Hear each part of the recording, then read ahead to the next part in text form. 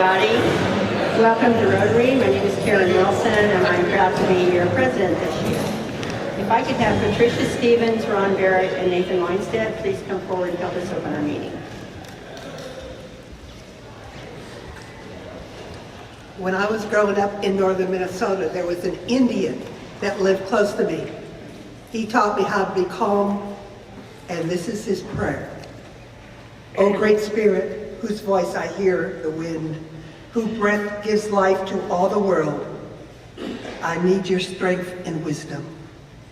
Let me walk in beauty, make my eyes behold the red and purple sunset. Make my hands respect the things you have made, and my eyes sharp to hear your voice. Make me wise so I understand the things you have taught my people.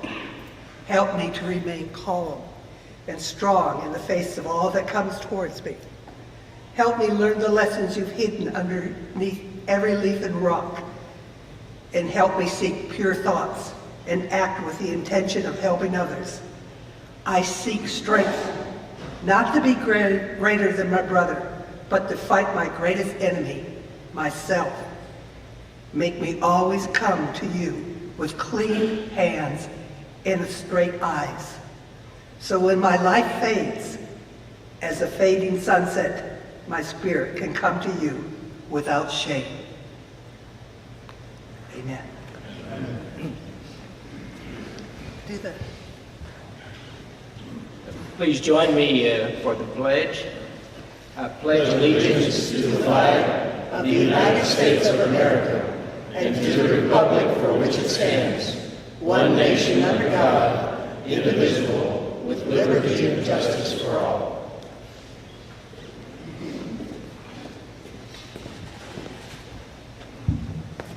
Good afternoon. Milestones today, we have Amber Krakowski. His birthday is June 1st. Hector Martinez is June 5th. Spouse birthdays, Gary Zreet's wife, Dana, is June 1st. Mark Dietz's wife, Melissa, is June 2nd. Ken White's wife, Kathy, June 2nd. Russ Phillips' wife, Debbie, June 6th. Amanda and I have our anniversary Tuesday, June 4th. Club anniversary, Jeannie Cox, 13 years, June 1st. Glenn Towery, 2 years, June 2nd. And Gary Anderson, 10 years, June 5th. Salute. Salute. Thank you all very much. Okay, if you brought a guest today, would you please stand and introduce your guest? Your guest?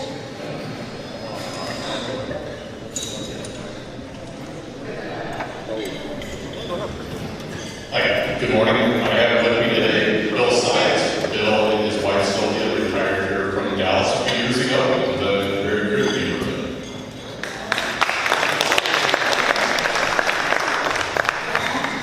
Another retired guy.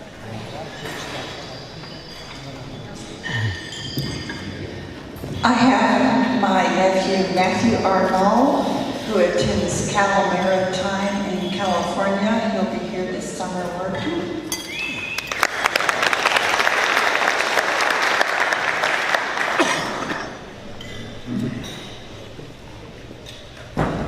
I want to introduce my friend Taylor Yarborough.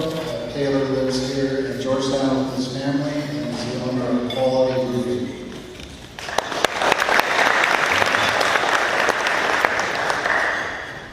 Okay, ready to do your hearings.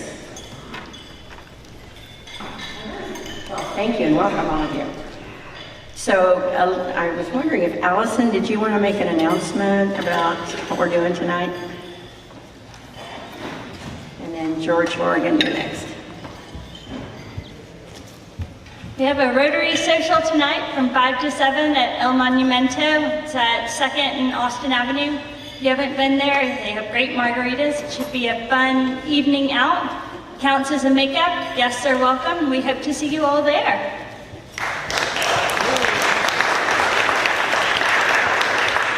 Some of you may know that Ray Barron has left the country. He's currently in Ireland with his wife, so he asked me to make an announcement. Last year he put a committee together to look for beneficiaries for some of the funds we raised during the Field of Honor, and did a fantastic job. But this year he's asked for a little bit of your help. On your table, you'll find this little poll. There should be enough for everybody. If you're missing one, let me know. I can get you another one. He'd like you to fill that out. That'll give you two different things to give him an opportunity about. One is the first two sections there has to do with what the different service organizations do for veterans and first responder. And then number two is specific service organizations, veteran service organizations or first responder service organizations that you would highly recommend. Thank you very much. Also, you can either leave them on your table or put them by Carol as you go out. And then just a reminder, tomorrow, Touch a Truck from 9 till noon at Wolf Branch. Need your help there if you can at all help. Thank you very much. Okay, thank you, George. Also, Jeannie asked me to recognize some folks that helped at Heroes Night Out last Saturday at Reunion Ranch. As I call your name, would you please stand? George Morgan, Danny Swafford, Larry Baird, Vicki Jackermick, Shelley Rodiker, and Michael Cox. Thank you so much. We appreciate your service above self. Okay, Scott Mall, you wanted to tell us a little bit about what David's up to.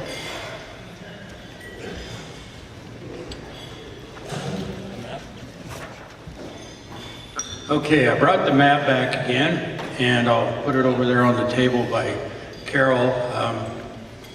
For when you're done, you can look at it. He's got a third of it done. He's well into Virginia by now, and he's keeping on trucking, and he really appreciates all the positive comments on Facebook. So I'll show you here, about right there. Right there. So he's got a little bit of ways to go here.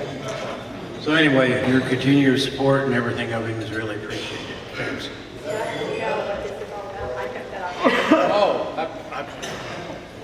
I forget where that was, and someone at my table said that.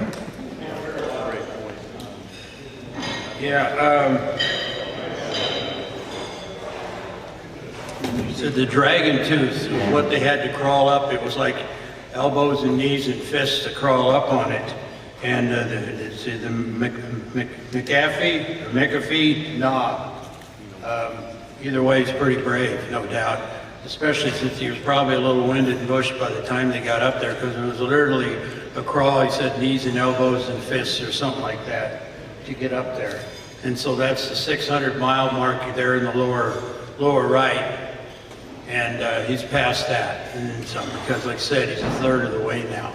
And you can see the handholds they had to go up as well. So anyway, he's keeping on trucking, and like I said, your support, just the comments on Facebook really help a lot. Thanks.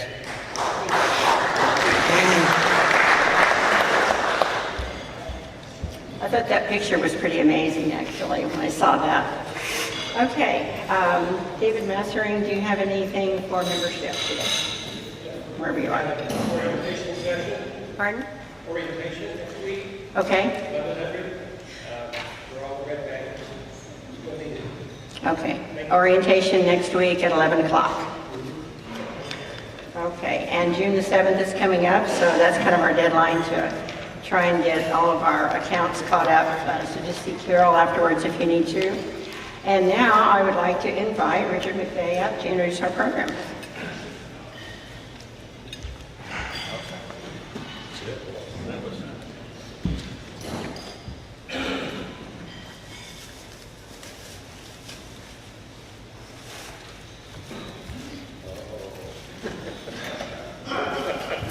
Yes, please. Ron, I might need you to come out here and help me out. I can do it.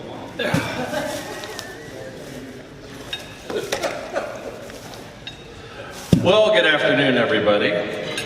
Today I get to bring an exciting program back to our club here. Andrew was first introduced with his dad probably about 3.5 years ago. They started the first brewery here in Georgetown. And so I wanted to get them back to give a little update on what's going on in their lives. Since then, Andrew's gotten married to Kelsey, who's in the back there. She is now the marketing director for Rentsch Brewery, which is fantastic. They are homegrown people here in Georgetown.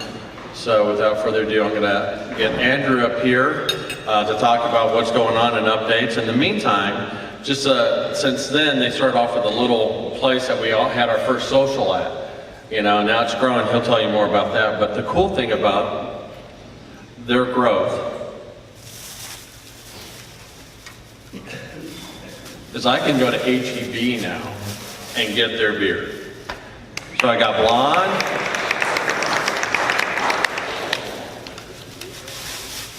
and lager, and while he's talking, I'm going to put one on each table if you want to sample any of it. Yeah, I thought so. Okay. Andrew, all yours. All right, awesome. Thank you. I'm gonna hold this if that's okay with you guys. So my name's Andrew Rentschler, and I opened the Rentsch Brewery with my dad, almost 4 years ago. So we're gonna be celebrating our 4th anniversary in August, which is really cool. Typically we hold our anniversary party the last Saturday in August. This year that falls on Labor Day weekend. So we're actually gonna be having our 4th year anniversary party at our brewery, August 24th. Mark it on your calendars. I'm gonna plug that at the very beginning. All right, Kelsey, can you go to the next slide, and then we'll get going, and we'll talk about a bunch of different stuff. We're gonna talk about how beer's made, how we sell beer, types of beer, stuff like that. Everything fun. So I like to start my presentation off with a meme, and I think it's funny. If you don't, then that's okay. But what society thinks I do, what my customers think I do, my friends think I do, my mom thinks I do. That's the most important part. What I think I do is very sophisticated. It's not. What I really do is cleaning. Really, we're a food manufacturer. Really, it doesn't matter if we're making toaster strudels or beer or whatever. We gotta deal with all the same stuff. And, part of the reason I'm dressed the way I'm dressed, I wear similar things every day. Gotta have my hairnet on, so you gotta have a hat on in the brewery, and gotta have safety toes. I wear hiking boots because I'm on concrete all day, and gotta wear pants, even when it's hot. It's not fun. But we do a lot of cleaning because everything has to be perfectly clean before we put the beer in there. Because when we make beer, really what we do is we ferment sugar water. And we put a very specific yeast strain in there, and it eats that sugar and it makes alcohol. It's really that simple. But it's gotta be very clean in there. So we make everything in closed containers, and it's really clean. So the brewery's located just here on the north side of Georgetown. I made this map right before we came over. That's 7 minutes, 4.3 miles from here. It says to take the inner loop. I like to go through the park. It's just nicer. It's about 1 minute more, but it's a little nicer. And we are open right now. So I know you'll have a social. You can pregame the social at our place. Go there. Win-win. How beer is made. Let's do it. Okay, so there's lots of different types of beer. So who here knows about beer? Has tried beer? Have y'all tried beer? Okay, cool. All right, you're informed. So there's lots of different types of beer. We have IPAs, they're real bitter. We got stouts, everyone's probably tried a Guinness. We got light lagers, they're popular here, very popular, 75% of the market. But there's a lot of stuff in between, and that's where craft breweries kind of flourish. And there's lots of different styles out there in the world, some historical, some new, and it's really cool. You can see, here's a list of some styles, Kelsey, and here's some more styles, and I think we have even more styles. Yes, we do. So there's a lot of different types of beer to be made, but really we're modifying the same basic ingredients for all of these to make different beers that taste totally different. So the ingredients in beer are water, malt, hops, and yeast. So why are these things important? Water, obviously, it's a liquid. We have to make it wet. Malt, that's what gives us the sugar. It's just grain that's been malted. And we're gonna talk about that in a second.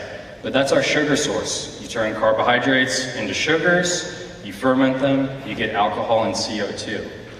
So the hops we throw in the brew house, that gives us a lot of flavor. IPAs obviously have a lot of hops. Lagers have very little hop, and that's okay. It gives us flavor, natural preservative. Yeast. They only do one thing: eat sugar, make alcohol. All right. So water. Water is surprisingly complicated. You know, I remember growing up, if you went to HEB, like there was just a bottled water and that was it. Now, we've got lots of choices for water. And that just shows you how complicated water is. You got hard water, you got salt water, you got high pH, you got low pH, and then there's a lot of stuff in between. Sulfates can make the water kind of evaporate off your tongue, and in the end, the beer. So sulfate's pretty popular. But these are the main things that we deal with water, and it's pretty much kind of common for most of food manufacturing. We've got the pH, we want a pretty neutral one. Alkalinity, not too much, not too little. We basically want everything in the middle, really. Keep it balanced. I'll see you next slide. So these are the kind of the main guidelines that I kind of go by. This is from a book. I took it from their online version. But sulfate, chloride, and sodium. Everything else should be dead center. But these, like hoppy beers, like IPAs, we give it more sulfate and less chloride and less sodium. Whereas like a darker beer, like a Doppeldunkle-Weizenbock that we make, is basically the opposite. And so we got to play with that. We got to play with the malt bill, hops, yeast, and the fermentation profile to make all these different types of beer. So malt, that's kind of the first part of this process. It's grain. Over 90% of the malt that we use was grown here in America. Basically a grain bill, which is the amount of malt that you're putting in a beer, it's going to be mostly a base malt. And so that's a real just basic malt. It's kind of like flour, but it's still the granules, it's still the grain. So the way they make malt and how it differs from raw grain that you get in a combine is they steep it, so they sprinkle it with water, and that's going to make those seeds think that they're ready to germinate, ready to grow a plant. So then we're going to germinate them, spread them out. They're all like, hey, I'm growing a plant. They start metabolizing, enzymes happen, lots of stuff's happening in there, and they're breaking down their very long chain carbohydrates into smaller ones. And then we're going to do that again later to turn it into sucrose. So then they dry it. After it thinks it's germinating, it's a lot more available, so we can get all those sugars out a lot easier. And so then they dry it out so it doesn't mold and stuff, obviously. And so that takes a little while. By the way, that last picture, if you could go that's the Shakopee plant, Rahr Malting Company. This is the biggest plant in North America, and it's up there in Minnesota. And it's all grown in the breadbasket of America. So yeah. So the barley and wheat, so malting generates the sugars. Now with malting, it's in the end, we can do a thing when we're drying it, kind of like coffee roasting. So the normal drying process is real light and easy and leaves you with a really basic malt. And we can make like lagers with that malt if we only use it. But say we want to make a dark beer. They're going to go ahead and kiln that malt.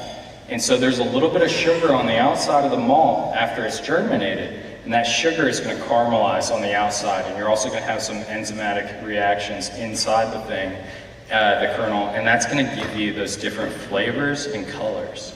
So the different types of grain, you can have light to dark, but you can also have a sweeter, kind of caramely, or like a roasty, kind of almost even a barbecue smoky type flavor.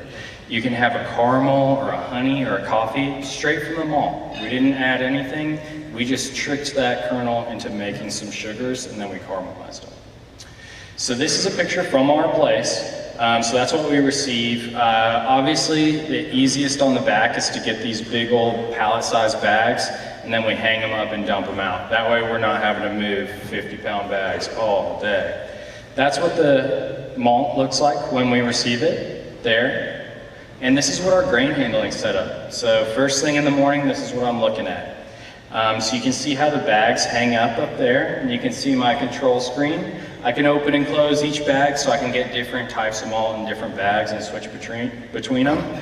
That's our mill, so we're going to crack this grain open, not like making flour, that's way too fine, but we're just going to kind of crack it open so that the water, when we add water here in a minute, is going to be able to get inside of the grain.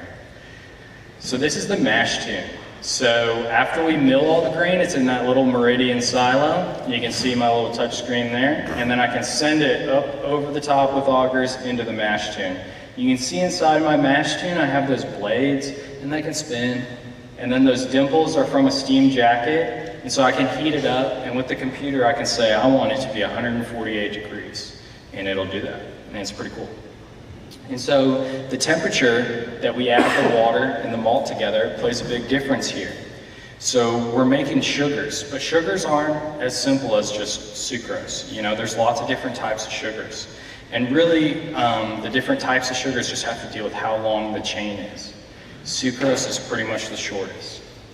And so if I mash at a lower temperature, like 145 or so, I'm gonna get a much more efficient extraction. So I'm gonna get a higher efficiency, and I'm also gonna get very fermentable sugars. And so that's gonna leave my beer, when I'm done fermenting, to be very dry, because there's no residual sugar. If I mash at about 155, I'll leave more of those longer chain complex sugars, and those can't be fermented by our yeast. And so it's gonna be a little bit sweeter when you try the beer at the very end. So again, that's another little knob I have to turn. And as we go through this, that's mostly what we talk about, all the different places we can change stuff. So that's my brew house there. In the back corner is the mash tun where we were just talking about. Next, we'll go to the lauter tun. And so that's where we're going to extract the liquid from that mash, which is kind of like an oatmeal. And you can see we were right over there where it says mash tun and mash kettle. And you can see the propeller and the mash tun, and now we're going to go to lauter tun. And so this is where we're going to separate them. This is kind of like a spaghetti colander, but the opposite. With the spaghetti, you want the noodles and you don't want the water. I want the opposite. I want the liquid, and I want to leave the grain behind. So I think I have a video of what that looks like. Oh, you can go to the next one. So this is the mash here. So this kind of describes it a little bit more, but this is where we mix in the water. And now it's called wort at the end of this. All right, Kelsey, you want to go to the next one? And play. So this is after we are done in the mash tun and we're going into the lauter tun. You can see the bottom. It might be kind of hard to see, but it's like a screen, a very fine screen. It's called a false bottom. So we're gonna pump in this like oatmeal type, concoction in there. The rakes are gonna make it nice and even, and then we're gonna drain the liquid out. And you can go to the next thing. And then we'll go to the kettle and we'll boil it. So while we're doing that, we're gonna rinse hot water on top of the grain to make sure we get everything out. And that's called lautering. And that kind of ends the mashing process, because the mashing process has to do with the enzymes that are brought in from that malt, inside the malt. And when we rinse the hot water on there, it ends that activity. So when we're done with the grain, where does it go? We pump it outside so it comes out the side of that kettle, and then that little pump guy pumps it outside of this silo, and then this silo shoots it into farmers' trailers. So if you happen to want to get like 5 or 6 tons of soaking wet grain, let me know. Long shot, but okay. So next we're going to boil. So go to the next one. So we're going to bring that liquid in, we're going to bring it to a boil, again with steam jackets, and then this is where we add the hops. People always have a lot of questions about hops. So they grow hops all over the world, and by all over the world, I basically mean anywhere that Great Britain has once occupied, and Germany. So there you go. So yeah, we have England then, or Great Britain, Germany, America, New Zealand, Australia, South America. Yeah, there you go. That's the big hitters there. So those are the ones that grow the hops. Australia and New Zealand are coming on strong in the past few years because the toilet goes the other way. No, I'm just kidding, but that does have something to do with it. They're in the southern hemisphere, so their growing season is opposite of ours. So the way they grow hops and harvest them, they grow them and it's once a year harvest if you're growing them outside. So you harvest them and dry them, you vacuum bag them, and then we throw them in the freezer and we pull them out for the whole year. So if you then get someone to grow them in the southern hemisphere, then you got every 6 months you get fresh hops instead of every year. So that's why they're coming on strong recently with all the craft breweries coming up. They have a great growing culture and growing season. So, you know, they have some fantastic and innovative hops coming out of there. So with the boil, that's what it looks like. It's just an empty kettle with steam jackets. Hops look like the right one when they come off the vine, and they're grown on a vine, on a trellis. We get them like the left one. It looks like rabbit food, I know. Believe me, I've been told a million times. They take those hops, and they grind them up, and they pelletize them. Basically the same extruder as rabbit food, that's why. So we get the pellets, they're a lot more dense, and they pump better. So at the end, there's a pump underneath that kettle, and so the pellets break up into a powder, whereas the flours, you got all this organic material, the pumps don't like it. And they're also denser and they keep longer. So the pellets are the best. Here's a video of us putting pellets in. So typically what happens when we put the pellets in, it's not like you put it in and it's there. What happens is there's a bunch of acids on there, and the heat is going to change those, and it's going to make it a little bit more of a preservative or less of a preservative, and it's going to add some acidity with the acids that are on there. And that acidity is taken by our mouth and brain to be bitterness. So if we add those at the beginning of the boil, it adds bitterness, and it's hard to measure this with a machine, because it's your brain thinking it's bitterness. It's not actually like bitter chemically. But we do have one that does it. They've figured out which chemical it is. And so we have hops that give us all different types of flavors. So from floral to citrus, from resiny, real sticky, kind of sticks on your tongue, almost like what is that? Like a licorice, how a licorice like sticks on your tongue, to herbal and grassy, it tastes very vegetal. To fruity, and recently the fruity and tropical citrus are really taken off for obvious reasons. Humans have preferred those flavors for tens of thousands of years. So yeah, they're great, and they've been able to select hops, and they do a breeding and natural selection to get the ones that are the juiciest, and they're delicious. And if you try like our DDH, it's made solely with those juicy hops. And there's no bittering additions, so it's very light. It's almost like our blonde, but juicy. So if you don't like IPAs, you should try our DDH, because it's got a lot of flavor, but without the bitterness. So at this point in time, we are at the wort kettle, we add the hops, hot wort tank, we call it a whirlpool. We spin it around to get those hop powder to fall into a cone. And then we're gonna cool it down for the yeast. And so all of this has taken place in about 5 hours.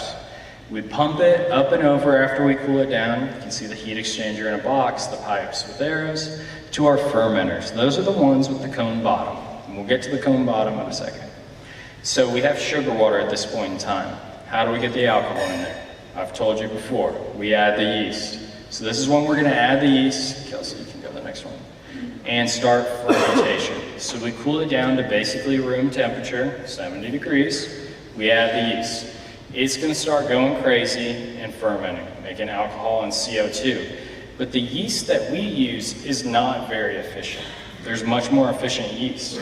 Distiller's yeast, champagne yeast, the yeast they make cleaning alcohol with, the yeast they make alcohol fuel with, biodiesel with, they're all way more efficient. Why do we use these not very efficient yeast?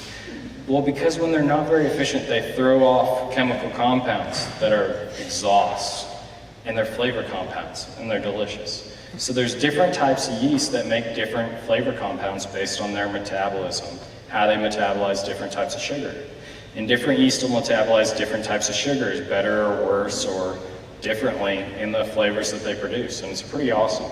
You know, they might ferment dextrins and come up with one flavor when they ferment dextrins, and when they ferment sucrose, give you a different flavor. When they ferment maltodextrin, maltreose, there's a lot of different sugars, and they can all ferment them differently and give you different byproducts, which is flavor.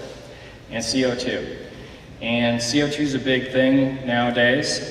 We do make CO2 in our process, no hiding behind that. But there's really cool stuff that's coming in to capture it and liquefy it, so then we can inject it back into the finished product.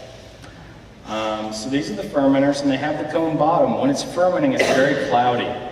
It looks like a milkshake almost, because there's trillions of yeast cells per milliliter in there. When we're done with fermentation, we cool it down. So we have cooling jackets on all the tanks, so we can ferment at any temperature we want. We can set the tank to 70.1 or 72.2 or whatever we want. At the end, we cool it down to refrigeration temperatures, and that causes all the yeast to fall out of suspension, down the cone. We harvest them, and we can use them again. And they keep making more and more and more and more and more. It's about every 6 minutes it ferments a molecule of sugar, makes CO2, makes alcohol, and also makes 2 babies every time. And we're doing that trillions per milliliter. It's a lot. All right, next slide.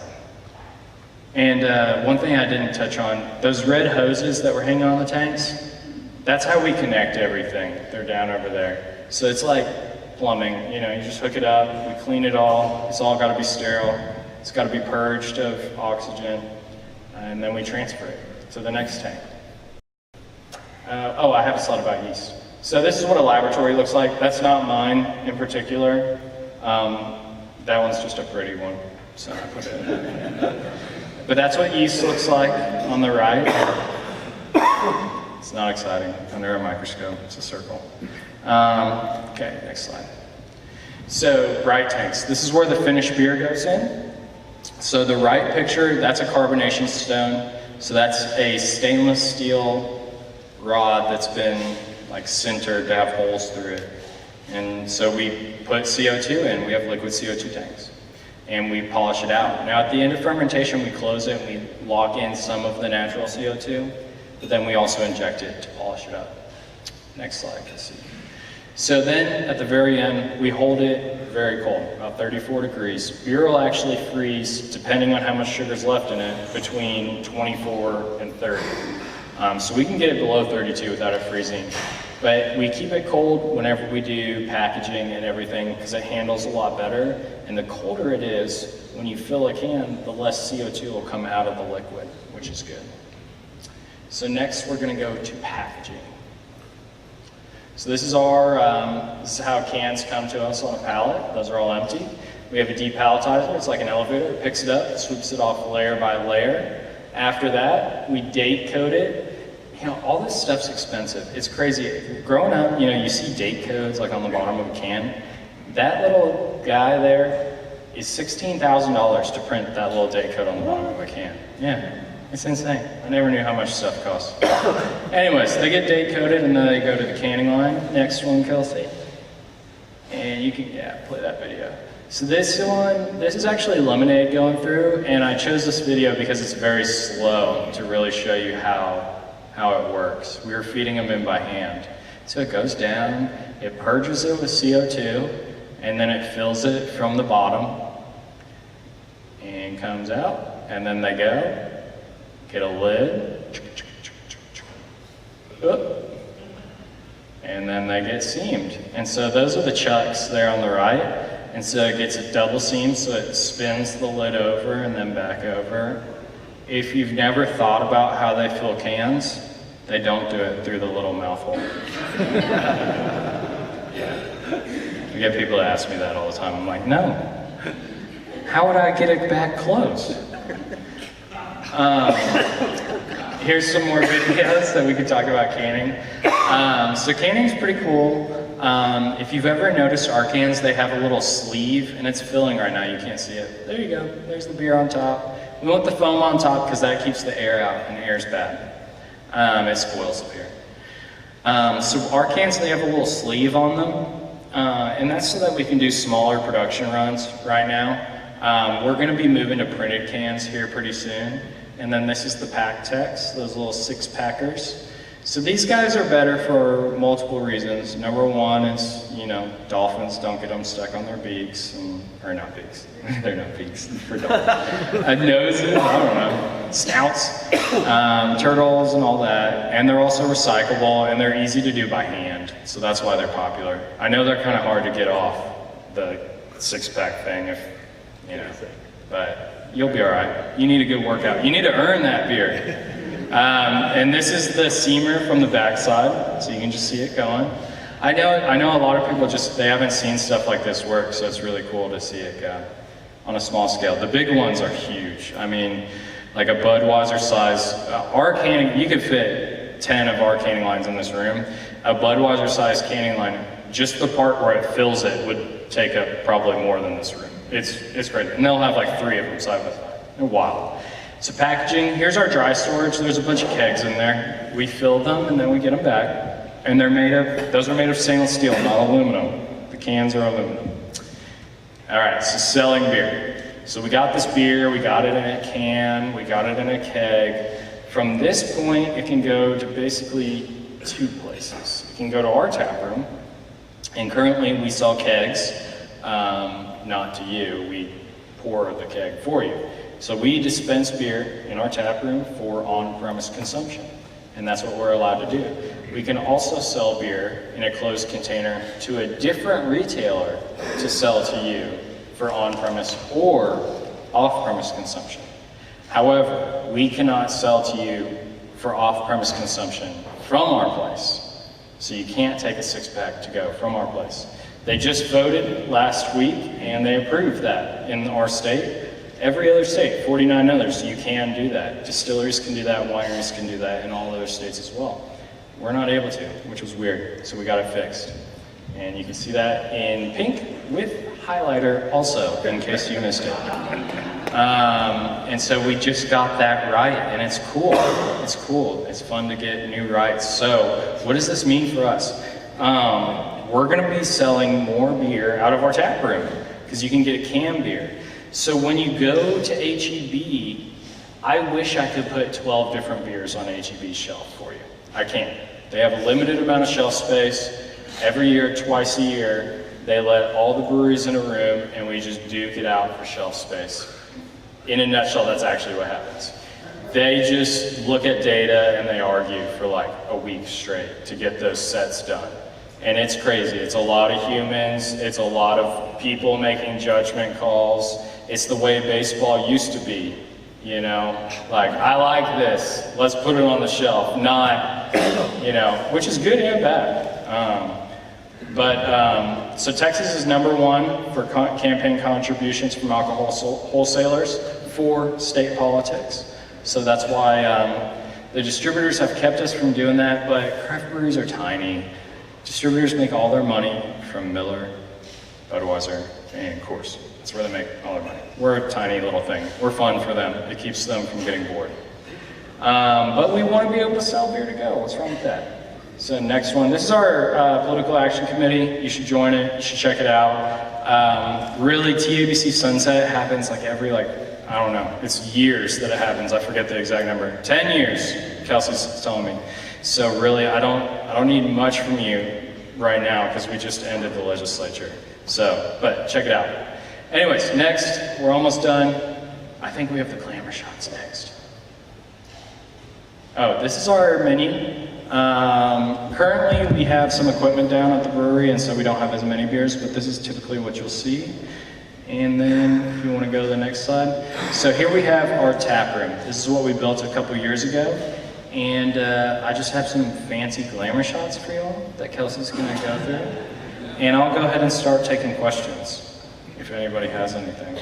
Yes, sir. Up front. Don't look around. You got it. What's up? They can't hear you. I can repeat it. Okay. I'll get to that in 1 second. Well, first of all, we have an unopened can of beer here on our table for anybody that might want it. For some reason, we're not beer drinkers. But my question to you is, it's been pretty obvious in Central Texas that recently the wine business has just exploded. There's wineries everywhere. Yeah. Can you comment on what the beer business is here? Sure. So Texas is very fast growing right now in the beer business. If you see any articles about, craft beer slowing down, that's true. There's less breweries opening now than there were a few years ago. That's probably a good thing. We don't want too many, for sure, but there are a lot. And most of those articles that are national articles, California, it has an insane amount more breweries per capita. I don't know the numbers anymore. I used to know them by heart. It's been a year or so, and they're insane. But they have multiple more breweries per capita than we do, and same with New England. So Texas is still very far behind. So we have seen a huge growth in the past 5 years in craft breweries, and there's a big change right now because H-E-B and other, Albertsons and Central Market, all the big players in that game, they have limited grocery store shelves. And so as beer is growing, there's no more space to sell our product. So we're having to sell more and more of it at our place, which I'm fine with. The margins are bigger. But it's hard for a lot of newer breweries to get into H-E-B because, like I said, that set on the shelf, there's a lot of humans that are involved in it, and there's a lot of relationships that are involved in it. And so you can imagine, there's a lot of politics involved in it too. So it's tough for new breweries, and any new brewery would want to definitely open a brew pub and not a large manufacturing facility. I don't consider us a large manufacturing facility at all. We're kind of a blend between the two, and I like where we're at. And for wineries, yeah, I mean, people like to drink alcohol in moderation. And under the legal driving list. Go for it. Oh, sorry, this guy asked what our most popular beer is. It depends how you define it, but I would say like long-term averages wise, we sell the most of Hefeweizen, followed by Texas Lager and Blonde, and then IPA, and then Weizenbach, and then specialties and seasonal alcohol after that, because I'm talking about by volume. So, but one of our biggest favorites is the Bourbon Barrel Stout and Double Rum Oktoberfest, but they're small volumes. Go ahead. Andrew, I just wanted to say, I noticed you studied German, and yes. Your interest in beer probably originated there, your greater interest in beer. Yes. And du hast das bestes Bier hier in Georgetown. Dankeschön. Yeah. Bitte schön. And the question is, or two questions. One, I'm sure, is easy. What makes beer go skunky? Okay. And how do you define skunky? Okay. Another is, what is catty? Sorry, say that one more time. Catty, I noticed. Oh, catty, yeah. Does it mean what I think it does? It's a smart aleck. It's a smart aleck. I have no idea where your head's at on that one, but sure, I'll try it. I'm sorry, I'm not going to do it. Okay, first question, skunkiness. Okay, so a lot of that is the same for wine or for milk. So if it's warm, that fermentation range for bacteria that are going to spoil any sort of food product is typically, and there's a lot of extraneous stuff, typically, broad strokes, between 60 and 80 degrees. So if it's at between 60 and 80 degrees for wine or beer or whatever, it's going to age more. Now, yes, you keep wines above 60 degrees. You want them to age. If you didn't want it to age, you'd cryo it, might work, or just refrigerate it, and it would stay the same for longer, but you want it to age. With beer, you don't really want it to age. And so the biggest things are temperature, and then it's exacerbated by light, UV. So yeah, if you had a true UV black light, it would do more damage than a regular light bulb. And oxygen. And so whenever we package our beer, we try to get as little oxygen as possible, and we measure that on a parts per billion basis. Now, Budweiser is the standard. They have the best quality control in the world, by far. Them and Coca-Cola, but for beer, it's Budweiser. And so a can of Budweiser has about 8 parts per billion of oxygen in it, and you can calibrate your meter to that, which is kind of cool. And so we, for craft breweries, are typically between 30 and 100 parts per billion. If you have over several hundred parts per billion, where you're starting to head to parts per million territory, it's going to spoil faster. And so it'll be great if you keep it refrigerated for 3 months, 6 months, which is why a lot of breweries carry a 6-month shelf life. But after that, it's going to start, it's kind of a logarithmic type function. It's going to start going downhill pretty quick. And so that's why it's hard to get longer shelf lives than that. unless you can measure and calculate. Now, aluminum cans are a much better container. They seal better, and they keep the light out. Also, they're lighter, so they come to us empty. A truck full of aluminum cans is 99.99% air. So, same with bottles, it's like 99.9%.